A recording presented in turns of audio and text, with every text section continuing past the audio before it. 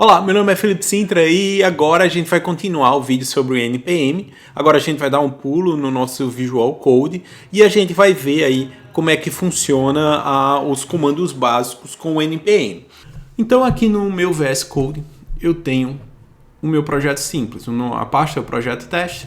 Eu tenho um arquivo index.js que tem um console log Olá Mundo. E agora a gente precisa inicializar o nosso projeto Node. Eu tenho dois caminhos para acessar o terminal no VS Code. Eu posso ir no canto inferior esquerdo, clicar nas informações aqui de warn e abrir a parte do terminal. Então eu posso acessar o terminal por esse caminho.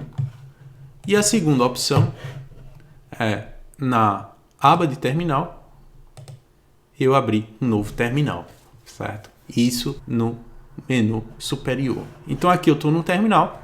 O primeiro passo que a gente vai fazer é verificar se eu tenho um npm instalado. Inicialmente eu vou executar npm-v. Quando eu executo esse comando, se eu tiver o retorno de uma versão, então aí é uma confirmação que eu tenho o npm instalado. Se eu não tiver, a gente pode ir no endereço nodejs.com e lá a gente vai fazer o download do Node e fazer as instalações que a gente precisa. Eu posso também ter uma ajuda pelo terminal. Então, se eu digitar npm help, eu tenho algumas informações básicas no meu terminal, como todos os comandos aí básicos que a gente pode utilizar. Então, por exemplo, npm comando, ele vai listar os comandos que a gente pode utilizar. Se eu quiser ter um help sobre um comando específico, por exemplo, eu posso digitar npm install e -h e a gente vai acessar o help do comando install. Perfeito? Então aqui é só os comandos de introdução. Agora sim a gente vai criar o nosso novo projeto. Então para isso eu vou executar o comando npm init. No npm init a gente vai inicializar o passo a passo. Então primeiro é o nome do pacote. Projeto teste eu vou deixar como projeto teste, simplesmente pressionar Enter, a versão vai ser 1.0. A descrição, posso digitar projeto de teste. O entry point vai ser o nosso arquivo de entrada do nosso projeto. Vai ser o index.js, então vou deixar ele. Comando de teste a gente não vai ter. Repositório inicialmente também a gente não vai ter, eu posso deixar vazio. Palavras-chave, eu posso dizer Felipe. Então essas informações vão ser úteis na busca no diretório do npm. E agora sim, o autor, eu posso referenciar Felipe. Tipo da licença eu vou deixar padrão. E agora a gente tem um preview do nosso arquivo package.json. Se eu estiver feliz com esse formato, simplesmente eu digito yes e confirmo. Depois que a gente digitou yes, a gente tem aqui o nosso package.json. Então o nosso package.json é o arquivo que vai dar o mapa da nossa aplicação. Então a gente tem o nome, todas as informações que a gente definiu anteriormente. Eu tenho os scripts aqui que eu posso executar também e eu tenho as keywords, as informações referentes ao autor. Perfeito. Então agora vamos dizer que eu quero nesse projeto incluir o Webpack. Então eu posso fazer a instalação do Webpack com npm install Webpack. Vou fazer a instalação do Webpack. Então ele vai baixar todas as dependências. Então aqui no final da instalação, recentemente eu atualizei o meu Mac. A gente vai encontrar bastante esses problemas aqui de referente à incompatibilidade com pacotes. A gente pode fazer uma busca e fazer a solução desses itens, mas o pacote ele foi instalado, ok? Eu tenho algumas informações, por exemplo, a gente teve a criação de um arquivo chamado package.lock.json. Esse package.lock.json ele vai ter uma outra funcionalidade. Ele vai funcionar como se fosse um histórico da nossa aplicação. Ele vai salvar todas as informações dos pacotes que foram instalados, versões que foram instaladas, e ele vai fazer um lock naquela combinação específica. Então, ele vai ser crucial aí também quando a gente exportar o nosso projeto. Além disso, eu tive um warning, né, porque eu não tenho um repositório atrelado. O ideal é que a gente conecte, se for algum projeto que tem um GitHub, a gente precisa definir essa informação. A gente tem o Webpack que foi instalado e a quantidade de pacotes que foram incluídas aí. Então isso é bem importante. Geralmente quando a gente tem um projeto aí, a gente vai baixar uma infinidade de outros projetos que possuem a dependência. Então esses itens, onde é que eles vão estar? Né? Eles vão estar na pasta Node Modules. Então lá a gente tem todos os pacotes que o Webpack precisa para funcionar. Então isso é uma infinidade de pacotes aqui. Então geralmente esses itens, essa pasta, dependendo do projeto, essa pasta vai ter uns 300 a 500 megas. A gente vai fazer o upload dessa pasta para um repositório? Não, a gente sempre ignora.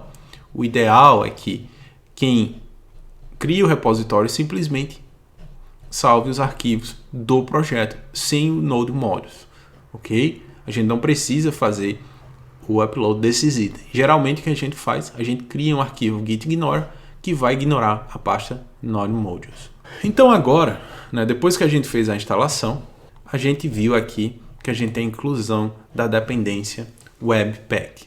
Mas nesse caso, o Webpack ele não vai ser uma dependência de produção. Ele só é um empacotador, ele vai ser uma independência de desenvolvimento. Para isso, a gente pode mudar o seu caminho. Simplesmente eu posso mudar aqui, digitando dev dependency, mas quando a gente instala, né, dependências simplesmente para desenvolvimento, a gente roda o comando npm install webpack save dev. Então o primeiro comando só foi para mostrar como funciona, mas se você estiver utilizando o Webpack, por exemplo, você vai salvar ele como uma dependência de desenvolvimento. Então depois que a gente rodou o comando, o nosso package.json, agora ele está vazio, sem nenhuma dependência, e na parte de dev dependency a gente tem lá o Webpack. Então agora, no nosso projeto, a gente sabe que o Webpack simplesmente é um bundler que vai funcionar na parte de desenvolvimento. Então vamos dizer que eu quero instalar uma versão específica do Webpack. A gente consegue através do comando npm install webpack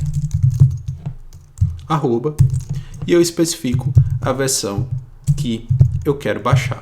Mas para isso eu preciso saber se essa versão existe ou não, certo? Eu posso ir no repositório pesquisar por essa versão.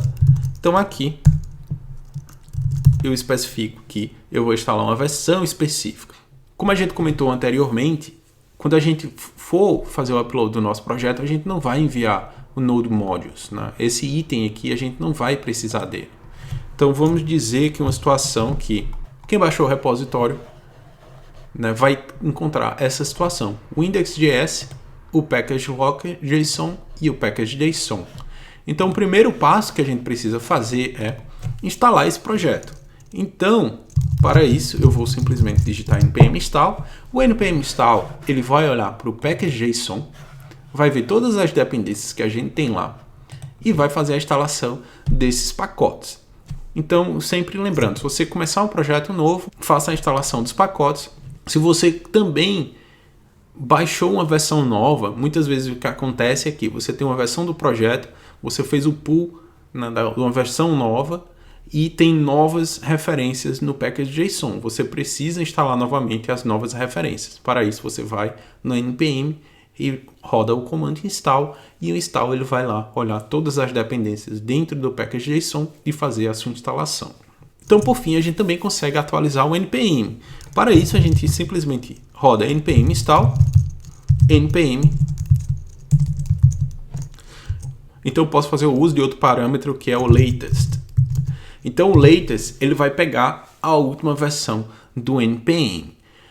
Outro parâmetro que a gente vai passar também é o "-g". Além do install save dev e do install save, a gente tem a opção também de instalar aquele pacote globalmente. Isso que vai significar? Isso vai significar que em qualquer lugar da minha máquina, por exemplo, se eu quiser instalar o Webpack globalmente, eu vou utilizar o "-g e qualquer projeto que eu fizer a chamada do Webpack, ele vai ser reconhecido, porque ele está instalado globalmente. No caso do NPM, ele funciona da mesma forma. Ele roda globalmente, então qualquer lugar que eu chamar o NPM, ele vai ser reconhecido, se ele estiver instalado.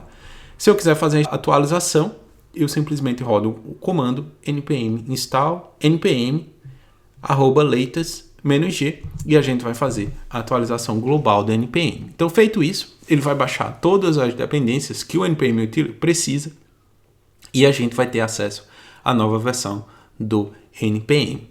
Então, esses foram aí alguns passos básicos que a gente consegue ter com o NPM. Isso é só uma introdução. Tem mais recursos também. Se você quiser saber mais, acesse a página da documentação.